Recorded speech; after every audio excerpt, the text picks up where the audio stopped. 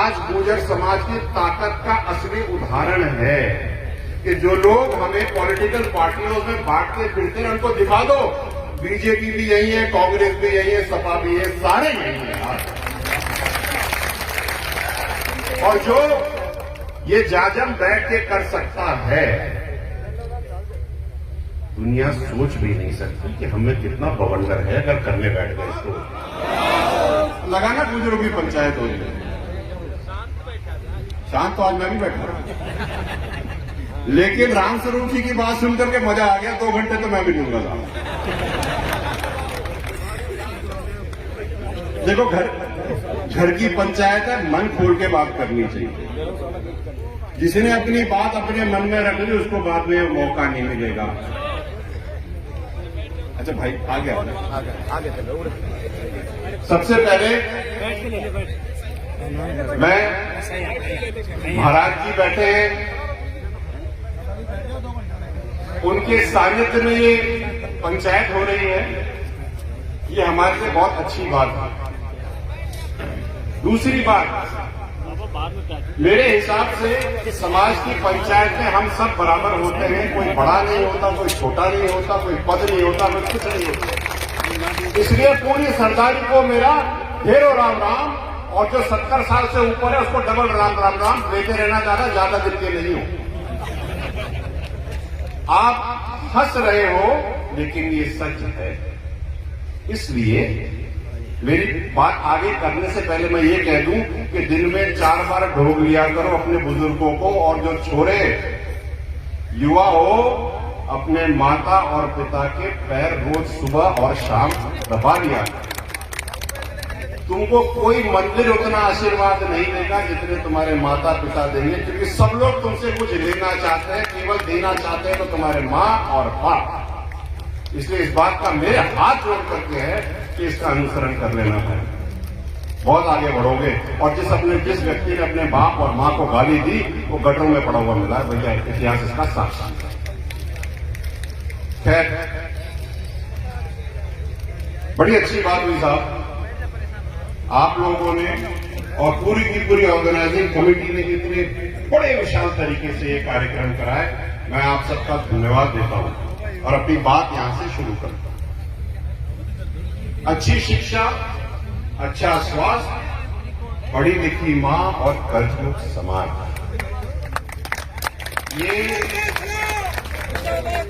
Colonel फैसला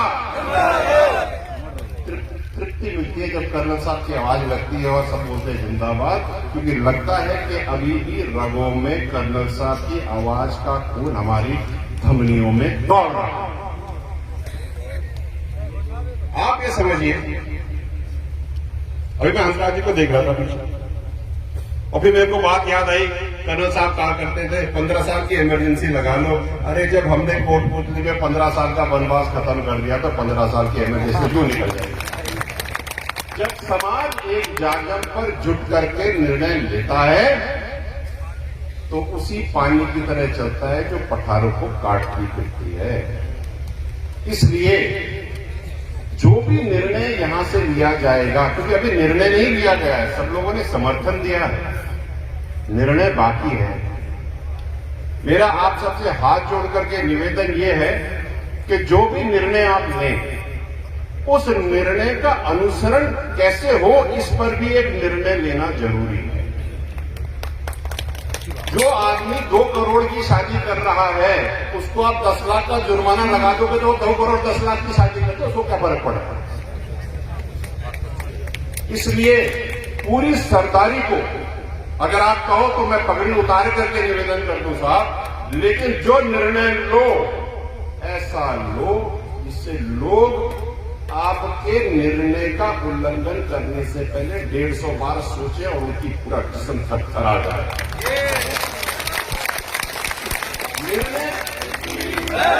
निर्णय क्या लेना है, कैसे लेना है, उसकी कार्यप्रणाली कैसे होगी, यहाँ के जितने भी हमारे सरदार हैं, पटेल हैं, जिन्होंने हमारी जिंदगी हमसे ज्यादा जी है, उनको ज्यादा पता है। छोरे तो साइड निकाल देंगे, गैर निकाल देंगे।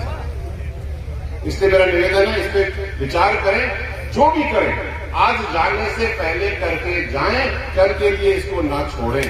जो दंड है नहीं होना चाहिए, चाहे दंड हो चाहे कोई और कार्य प्रणाली हो, लेकिन लेनी तो यहीं से होगी साहब। मेरा निवेदन ये था, मैं पूरे राजस्थान में घूम रहा हूं, इसलिए मैं भी आज एक मशाल तो मेरे साथ रहती है, एक मशाल डबल लेके चलूंगा कि जो निर्णय आप आज यहां से लोगे, उस निर्णय का अनुसरण मैं हर गांव में, हर जिले में जाकर के करवाऊंगा। ये मेरा निर्णय है और इसमें मुझे आपका साथ चाहिए, चाहे रात हो चाहे दिन हो, क्योंकि कुप्रथा तो रात को भी उतनी कुप्रथा है जितनी दिन में। भाई बैठ जाओ, जरा 2 मिनट बात कर लें। एक बात मैं कहना चाहता हूं, कुप्रथाओं की बात हो रही है तो ये छोटी सी कर भी दूं। कर्नल साहब कहा करते थे लड़कियों को पढ़ाओ, आगे बढ़ाओ। साहब 10 साल में लड़कियां तो खूब पढ़ गई, छोरे कहां रह गए? भाई छोरे कहां हैं? छोरे तो मोबाइल फोन में। मैं आप सबसे पूरी सरदारी से मेरी बात गांठ बांध करके घर लेकर के जाना और सबसे एक बार हाथ जोड़ के निवेदन कह जरूर देना, साहब ये हथियार है, इससे गोली आप खुद को भी मार सकते हो और अपना भविष्य भी बना सकते हो। शकुंतला जी राम राम।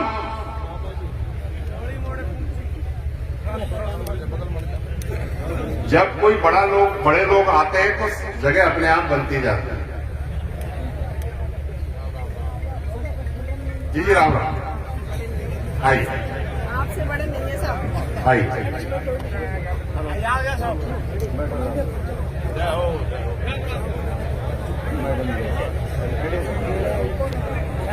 तो मैं ये कह रहा था, सुनिए मेरी बात, 2 मिनट लूंगा, ज्यादा नहीं। अपने फोन से अपना भविष्य बनाना महाराज। और एक बात मैं कह के जा रहा हूं यहां पे सारे युवाओं को और सब लोगों को कि आज बहुत अच्छा दिन है। आज गुर्जर समाज की ताकत का असली उदाहरण है कि जो लोग हमें पॉलिटिकल पार्टियों में बांटते फिरते हैं उनको दिखा दो, बीजेपी भी यही है, कांग्रेस भी यही है, सपा भी है, सारे यही है। और जो ये जाजम बैठ के कर सकता है,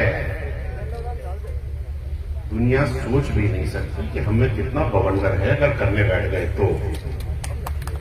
तो ये बवंडर समाज की ऊर्जा और जोश इस पंचायत के निर्णय को पूरे राजस्थान में बनाना, जहां नहीं होगा ये जो निर्णय आज कोटपुतली इस पावन धरा से जो निर्णय लिया जाएगा, मैं उसका अनुसरण करूंगा। और मैं आप सबसे कहता हूं, निवेदन करता हूं, इसको हर जगह कराइए, क्योंकि ये निर्णय बहुत जरूरी है। आप ये देखिए बच्चों की हालत क्या है। वो बच्चा जिसकी उम्र 5 साल भी नहीं है, उसके दादा की, उसके पिताजी का देहांत हो गया, उसके ऊपर 5 पैसेरी चून का लगा दिया या 5 गोली चून का लगा दिया मृत्यु भोज। उसको तो बेचारे को पता भी नहीं है कि खड़ा हुआ कि नहीं हुआ। आप इसको संपीड़ा तो समझो। जो बच्चा बचपन से ही कर्ज में खड़ा होगा वो जिंदगी में करेगा क्या? और ये बात और मैं कहना चाहता हूं कि युवाओं, ये ड्रग्स बंद करो यार। क्या कर रहे हो तुम लोग अपनी जिंदगी के साथ? ये नशे बंद करो महाराज। और ये अच्छी बात है आपने शादियों में वो दारू का ठेका बंद करा दिया तो शादी में होता था, बहुत अच्छी बात है। डीजे बंद होना चाहिए, बिल्कुल होना चाहिए, लेकिन डीजे बुलाने वाला भी तो बंद होना चाहिए। डीजे ही बंद कर दो ना यार। मतलब हम तो सिगरेट बंद करने की बात करते, फैक्ट्री चल रही है धनाधन, ये कोई मतलब है क्या? अगर आपको अपने यहां डीजे बंद करने हैं तो सबसे पहले बुजुर्गों को बोलोगे घर में से डीजे निकाल के बाहर फेंक, घर तो सुधारो। डीजे हम बजाएंगे लेकिन दूसरे के ब्याह में बजाएंगे, क्या बात है? अपना सुधार करने की बात करें, और मैं उस बात से बिल्कुल इत्तेफाक रखता हूं कि ना तो मैं खिलाऊंगा और ना खाने जाऊंगा, चाहे अपने समाज में हो चाहे दूसरे में हो। ये बात बिल्कुल सही है साहब, बहुत बढ़िया बात।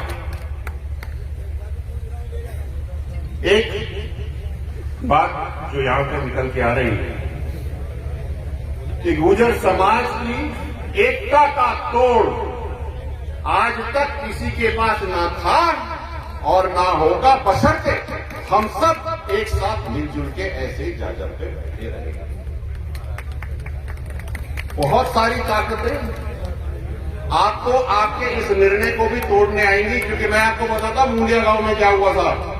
कर्नल साहब की 15 साल की इमरजेंसी, भात कम हुए और 2 भात में जो 4000 रुपए का लूड़ा हम लोग मुंडिया से हमारे घर गांव वाले हिंडौन जाके खरीदते थे। सुनो भाई सुनो, बहुत मजेदार बात है। जो लूगड़ा हिंडौन जाकर के 4000 रुपए का खरीदते थे, वही दुकानदार बढ़िया गांव में वैन लेकर के 420 रुपए में बेचने आ गया। बोला हमारा तो धंधा ही चौपट कर दिया तुमने। तो ये तुम्हारे और हमारे संस्कार नहीं है, ये तो धंधा है जो किसी और ने आपके ऊपर ठोक रखा है। जितना जल्दी समझोगे उतना बढ़िया रहेगा महाराज। तुम्हारी गाड़ी कमाई के वो दुकानदार मजे ले रहा है और तुम लोगों से उधार ले लेकर के उसको पैसे दिला रहे हो। उस तरह मैं गर्क में डूब करो सारे के साथ। ये मेरा ये निवेदन है भैया, अपने पैसे अपनी गाड़ी कमाई, अपने खाने में, अपने तैरने में। और जैसे कर्नल साहब कहते थे कि महाराज देव जी महाराज खेजड़ी के पेड़ के नीचे 15 साल ठहर गए हो, हम तो ऐसे ही निकल लेंगे आगे। मैं चाहता हूं कि इस मंच से एक बात और कहता जाऊं जाते जाते, क्योंकि सब लोग मेरे को ऐसे टिक टक टक टक लगा के देखे कब बोले वो। आप ही बोलो तो गलत हो रहे थे तो जूते आ जाते आप सबको एक बात कह देता हूं मैं, पूरा समाज युवाओं तुमको देख रहा है, तुम भविष्य हो। अगर तुम बिगड़ गए तो हमारा समाज कहां जाएगा यार, खत्म हो जाएगा। ये जो ठसक है, ये फुकरेस है, ये जो छाती तान करके चलने की जो आदत है ना, ये हम सब कुबड़ बन जाएंगे सारे के सारे, अगर तुम समय रहते समझे नहीं। और तुम्हारी समझ को और तुमको आगे बढ़ाने के लिए आरक्षण की लड़ाई हम सब लड़ रहे हैं। चिंता ही मत करो, सारे काम हो जाएंगे, धीरे धीरे सारे काम हो जाएंगे। कल रात को या 10 बजे मैं सीएम साहब से इसी बात में मिल गया। मैंने कहा साहब मैं वहां जा रहा हूं, पंचायत में क्या कहूं। बोलता चिंता ही मत कर, सब काम हो जाएगा साहब। तो देवनारायण भगवान की आप सबको बहुत बहुत धन्यवाद। और अगर काम नहीं होगा तो आपको बताइए करना क्या, हाथ खड़े कर देना, बता देना, चले चलेंगे साहब। बहुत बहुत धन्यवाद। आप लोगों ने इतना बढ़िया कार्यक्रम किया, आपने इतना बढ़िया सिस्टम किया, इतने सारे लोग आए, लेकिन एक लीक से हट करके अगर काम कर दिया जाए तो कैसा रहेगा। तो भैया एक लीक से हट करके, गुर्जरों की लीक से हट करके अगर बात कर ली जाए तो कैसा रहेगा। कि महिलाओं की लुगड़ियों पे तो तुम बात करते हो, लेकिन वो महिलाओं के साथ पंचायत में बात ही नहीं करते हैं। कहां है महिलाएं तुम्हारी पंचायत में? अगली बार महिलाएं होनी चाहिए साहब।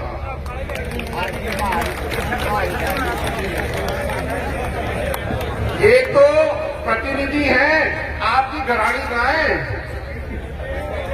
जिसका लूगड़ा और बंद करा रहे हो वो कहां है? उस पर निर्णय तो तुम ठोक रहे हो, उसका भी तो पूछो। बात चुभी के नहीं चुभी तो दादा, अगर निर्णय उसके साथ साझे में लोगे तो हम लोग ये काम बहुत अच्छी तरह कर पाएंगे। मेरा तो इतना ही निवेदन है, बाकी तुम्हें जो ठीक लगे कह दे।